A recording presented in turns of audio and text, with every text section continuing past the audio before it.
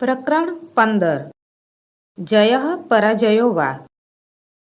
જય કે પરાજય? યુદ્ધનું પરિણામ સદૈવ અત્યંત ભયંકર હોય છે, છતાંય મનુષ્ય સતત યુદ્ધ કરતો જ રહે છે. આધુનિક યુગમાં વિવિધ પ્રકારના રાસાયણિક અસ્ત્રશસ્ત્રોને લીધે યુદ્ધો ખૂબ જ અનિષ્ટકારક બન્યા છે. તેનું વર્ણન આ પાઠનો વિષય છે. પ્રાચીન સમયમાં યુદ્ધો થતા હતા અને તેમાં મોટો નરસંહાર પણ થતો હતો. તેને લીધે અનેક સ્ત્રીઓ અને બાળકો નિરાધાર બનતા હતા. પરંતુ પૃથ્વી, જળ, વાયુ, આકાશ વગેરે જેવા કુદરતી તત્વોને કોઈ હાનિ થતી ન હતી. તેઓ જેમના તેમ જ શુદ્ધ રહેતા હતા. આધુનિક યુગમાં રાસાયણિક શસ્ત્રોના વધારે પડતા ઉપયોગથી આ કુદરતી તત્વો પ્રદૂષિત બન્યા છે. દૂષિત જળ અને વાયુને કારણે અનેક લોકો અસાધ્ય રોગનો ભોગ બને છે અને સક્રિય રીતે યુદ્ધમાં જોડાયા ન હોય તો પણ મરણને શરણ થાય છે. એટલું જ નહીં, ભાવિની અનેક પેઢીઓ સુધી આવા દુષ્પરિણામો માનવજાતે ભોગવવાનો વારો આવે છે. આવા દુષ્પરિણામો આપનારા યુદ્ધમાં વિજય ગમે તે પક્ષનો થાય, પણ તે જયને જય કહેવાય કે પરાજય એવો પ્રશ્ન થાય છે. મહાભારતકાલીન યુદ્ધ અને આધુનિક યુદ્ધના પરિણામોમાં રહેલા તફાવતને સ્વર્ગમાં રહેતો અર્જુન પૃથ્વી ઉપર આવીને પ્રત્યક્ષ નિહાળે છે. સ્વર્ગીય પાત્રને પૃથ્વી ઉપર ઉતરી આવેલો કલ્પીને પ્રવર્તમાન સમયમાં ચાલતા યુદ્ધના દુષ્પરિણામો તરફ ધ્યાન આકર્ષિત કરવામાં આવ્યું છે. યુદ્ધના પરિણામે નિર્દોષ પ્રાણીઓને ભોગવવા પડતા દુઃખોનો ખ્યાલ મેળવીને યુદ્ધથી દૂર રહેવાની ભાવના કેળવાય તે હેતુથી આ પાઠનું કથાવસ્તુ વિચારવામાં આવ્યું છે.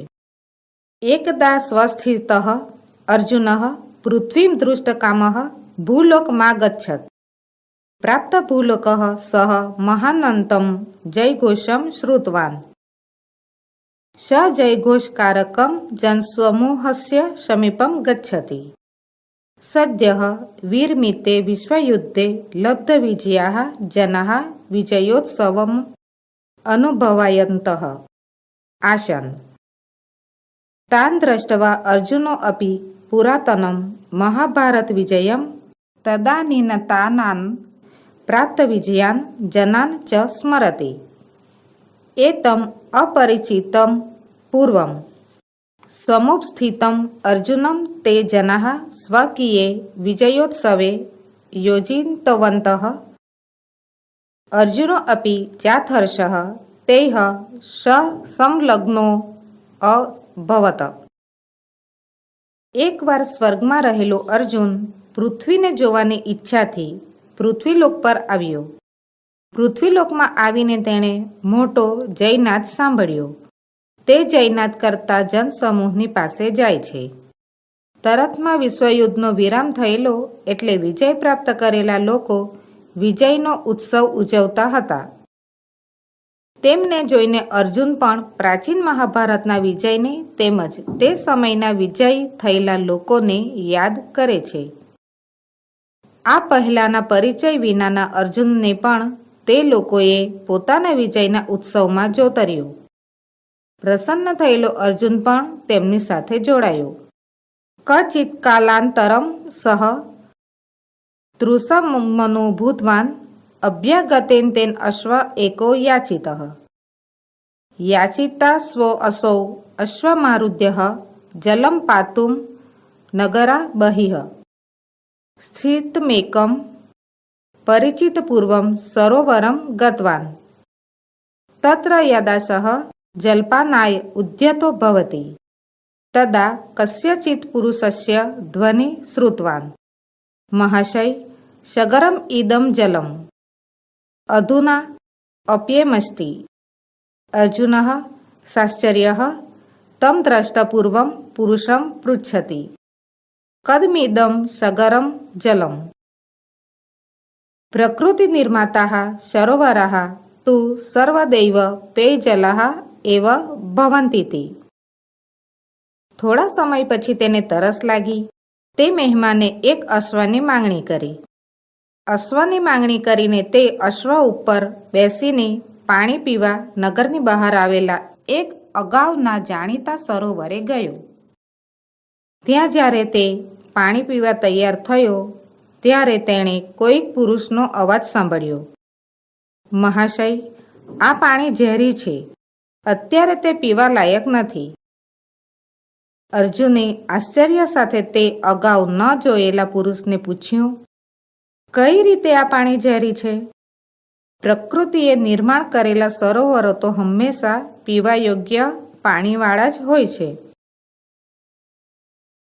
સ્વરેણયુવક કાયેન વૃદ્ધ ઇવ કશ્ચિત ભગંદંત ધવલકેશ સદંડ એક જનઃ અર્જુનસ્ય સમીપમાં ગતવાન અદ્રષ્ટપૂર્વમ તાદર્શમ જનમ દ્રષ્ટવા અર્જુન આશ્ચર્યચકિત સજ્જાતઃ મહાભારત કાલિકાન સ્થૂલકાયાન બલિષ્ઠાન જનાન સ્મરન સ કષ્ટમપી અનુભૂતવાન અસ્ય એતાદૃશી સ્થિતમ દ્રષ્ટવા અર્જુનઃ સાશ્ચર્યઃ પૃષ્ટવાન કો ભવાન કસ્માત તવ ઈદર્શી અવસ્થા જાતા. અવાજથી યુવક અને શરીરથી ઘરડા જેવો, તૂટેલા દાંતવાળો, ધોળા વાળવાળો અને દંડ સાથેનો કોઈ એક માણસ અર્જુનની પાસે આવ્યો. પહેલા ન જોયેલા તેવા માણસને જોઈને અર્જુન આશ્ચર્યચકિત થઈ ગયો. મહાભારત કાળના સ્થૂળ જાડા શરીરવાળા બળવાન લોકોને યાદ કરતા તેણે કષ્ટનો અનુભવ પણ કર્યો. એની આવી દશા જોઈને અર્જુને આશ્ચર્ય સાથે પૂછ્યું, આપ કોણ છો? સાથી તમારી આવી હાલત થઈ? સપ્રત્યવદત અહમ અસ્ય દેશસ્ય એકઃ સૈનિકઃ વિગતેષુ કતિપયેષુ માસેષુ બહુનામ દેશાનામ પરસ્પરમ યુદ્ધમ અભવત તત્ર વિવિધાની શસ્ત્રાણી પ્રયુક્તાની તસ્માત કારણાત જલમ સ્થલમ વાયુઃ પ્રાણિનઃ ઇત્યેવમ બહુવિધમ જગત વિવિધ રૂપેણ પ્રભાવિતમસ્તિ. કિમ તે કથયામિ શસ્ત્રાસ્ત્ર નિર્ગર્તેઃ પ્રદૂષિતૈઃ સર્વં વસ્તુ જાતમ પ્રદૂષિતમ વિસ્મયમ ચ સજ્જાતમ અસ્ય સરોવરસ્ય જલમપી એતસ્માદેવ કારણાત સગર્મસ્તિ. અત્રત્યમ જલમ પીત્વા પીત્વા મદીયા એષા સ્થિતિઃ સજ્જાતા. મદીયઃ પુત્રઃ ઇદમેવ જલમ પીત્વા વિગતદ્રષ્ટિઃ ગભીરે કૂપે પતિતો મૃતશ્ચ. મદીયા ભાર્યા વિસ્મયસ્ય વાયોઃ પ્રભાવેન નિરુદ્ધ શ્વાસા દિવંગતા. પ્રતિદિનમ જલસ્યાસ્ય પાનેન ગત પ્રાણાન જીવાન પશ્યન ભુક્તભોગઃ અહમરત સ્થિત્વા પશુપક્ષી માનવાન અસ્ય જલપાનાત વારયામિ. તેણે ઉત્તર આપ્યો, હું આ દેશનો એક સિપાહી છું. વીતેલા કેટલાક મહિનાઓમાં અનેક દેશોનું પરસ્પર યુદ્ધ થયું હતું. તેમાં વિવિધ શસ્ત્રો વપરાયા હતા. તે કારણે જળ, સ્થળ, વાયુ, પ્રાણીઓ એમ અનેક પ્રકારનું જગત વિવિધ રૂપે અસરગ્રસ્ત થયેલું છે. હું તમને શું કહું? શસ્ત્રો અને અસ્ત્રોમાંથી નીકળેલા પ્રદૂષણોથી આ બધી વસ્તુઓ પ્રદૂષિત અને ઝેરી થઈ ગઈ છે. આ સરોવરનું પાણી પણ આ જ કારણે ઝેરી છે. અહીંનું પાણી પી પીને મારી આ દશા થઈ છે. મારો પુત્ર આ જ પાણી પીને દ્રષ્ટિ ગુમાવીને ઊંડા કૂવામાં પડ્યો અને મૃત્યુ પામ્યો. મારી પત્ની ઝેરી વાયુના પ્રભાવથી શ્વાસ રૂંધાવાથી મૃત્યુ પામી. રોજ રોજ આ પાણી પીને પ્રાણો ગુમાવતા જીવોને જોતો અને જેણે આ તકલીફો ભોગવી છે તે હું અહીં રહીને પશુઓ, પક્ષીઓ અને મનુષ્યોને આ પાણી પીતા રોકું છું. અર્જુનઃ વૃત્તાંતમેત્તં શ્રુત્વા પુરાતનીયસ્ય મહાભારતાભિધસ્ય યુદ્ધસ્ય પરિણામં સ્મૃતિ પથમાનયતિ. સ વિચાર્યતિ યત તદા બહુનામ જનાનામ સંહારઃ સજ્જતાઃ તેન ચ પરિવારેષુ આપદાનામ પરંપરા પ્રવર્તિતા પરંતુ જલવાયુ ભૂમ્યાકાશાદયો મહાભૂતાસ્તથૈવ શુદ્ધાઃ આસન તે જીવાનામ કૃતે યથાપૂર્વમ ઉપયોગિનઃ એવાસન સંપ્રતિ યદહં પશ્યામિ તદ અધિકમ શોચનીયમસ્તિ કિમ યમ અધુના પ્રવર્તિતઃ માનવસ્ય જયઃ અસ્તિ પરાજયો વા એવં સશોકઃ અર્જુનઃ અપિત જલઃ એવ ગૃહીત ચિંતશ્ચ પુનઃ સ્વર્ગ પ્રત્યાવર્તત. અર્જુન આ વૃત્તાંત સાંભળીને જૂના કાળના મહાભારત નામના યુદ્ધના પરિણામને યાદ કરે છે. તે વિચારે છે કે તે વખતે અનેક લોકોનો સંહાર થયો હતો અને તેનાથી પરિવારો પર અનેક આફતો આવી પડી હતી. પરંતુ જળ, વાયુ, ભૂમિ, આકાશ વગેરે મહાભૂતો તેવા જ શુદ્ધ હતા. તે પ્રાણીઓ માટે પહેલાંની જેમ જ ઉપયોગી હતા. અત્યારે જે હું જોઉં છું તે વધુ વિચારવા યોગ્ય છે. શું આ અત્યારે પ્રવર્તેલો છે તે મનુષ્યનો જય છે કે પરાજય?